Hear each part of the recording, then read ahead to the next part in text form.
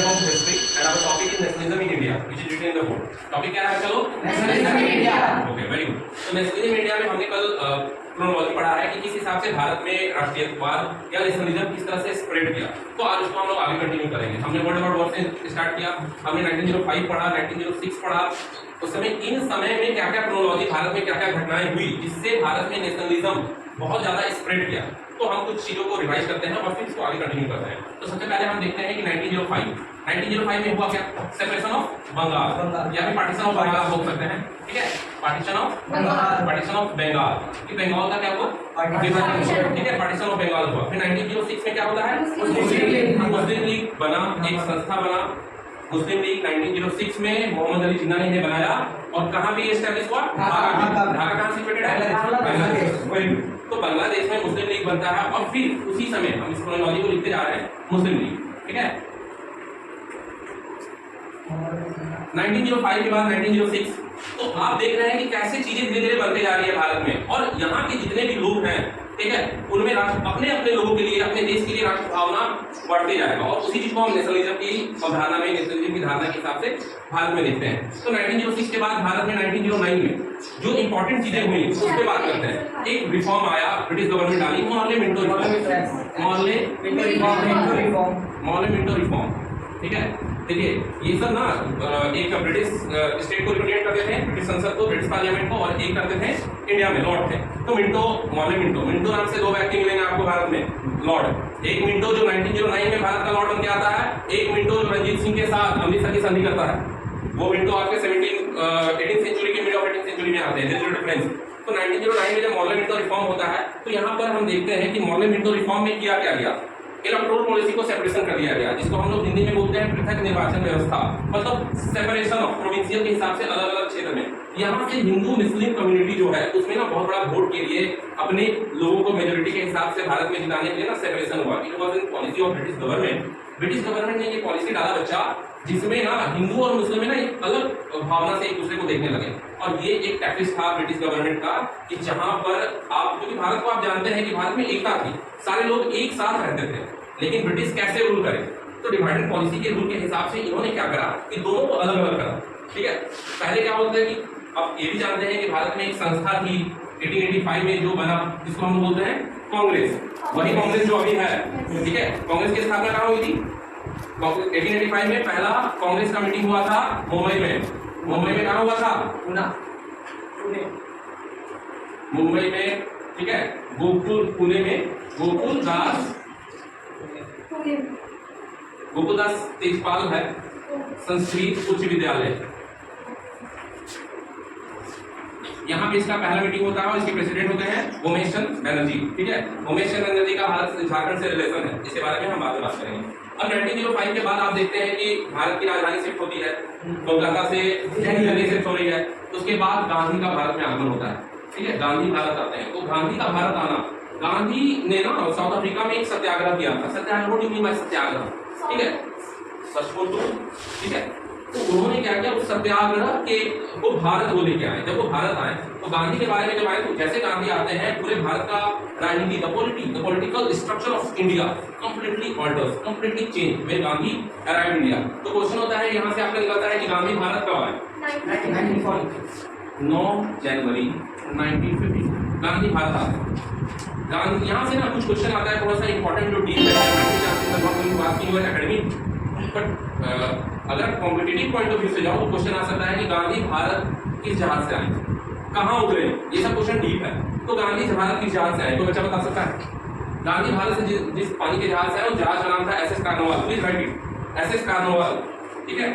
9 जनवरी 1915 को ये बॉम्बे में उतरते हैं, उसी पोर्ट पे उतरते हैं जिसका आज नाम है जवाहरलाल नेहरू बंदरगाह, जवाहरलाल नेहरू पोर्ट, ठीक है? और बॉम्बे में जब उतरते हैं 9 जनवरी तो इस जहाज का नाम है SS कार्नोवाल। गांधी इस जहाज में आते हैं।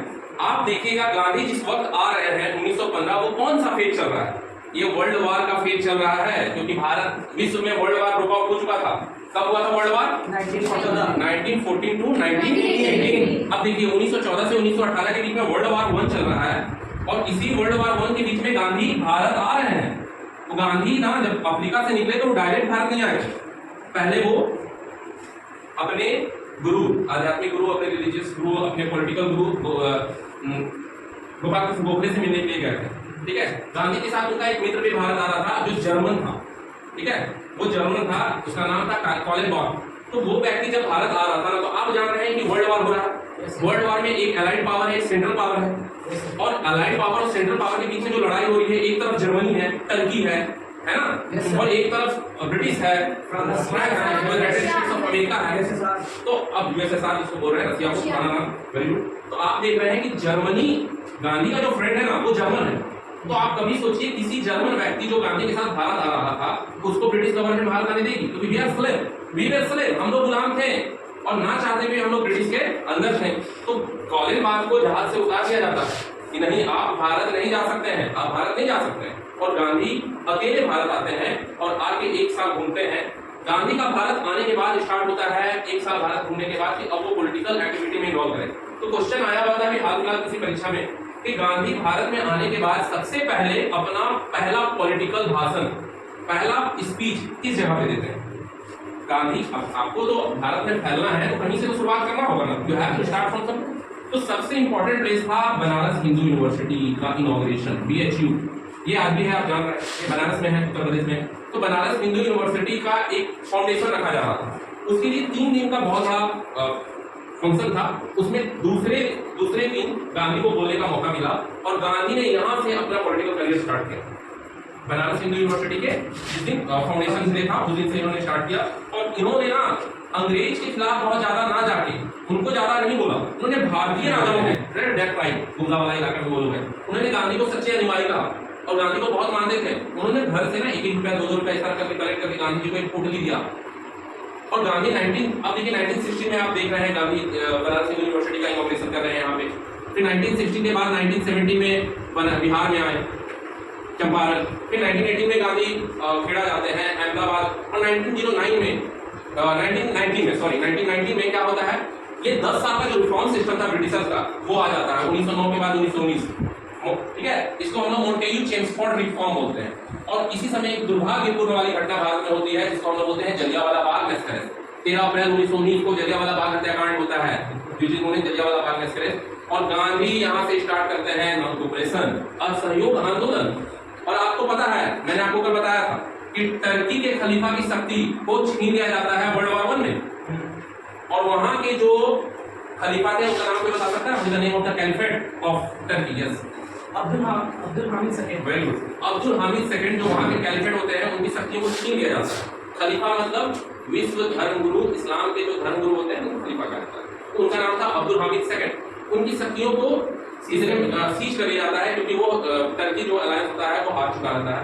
और उन्होंने वर्ल्ड में अपने एमिसरी, मतलब अमेजर्स को, मैसेंजर्स को भेजा। और भारत आने वाले मैसेंजर का नाम क्या था?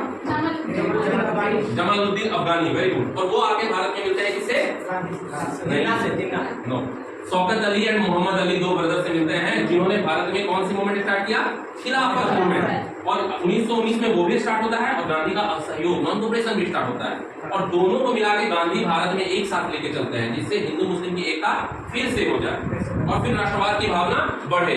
1909 में आप देखते हैं कि पृथक निर्वाचन व्यवस्था जो लाके दिया गया, और 1990 में 10 साल में गांधी इसको दोबारा रीयूनाइट करने की कोशिश करते हैं। तो ये नेशनलिज्म की भावना भारत में इस तरह से बढ़ी।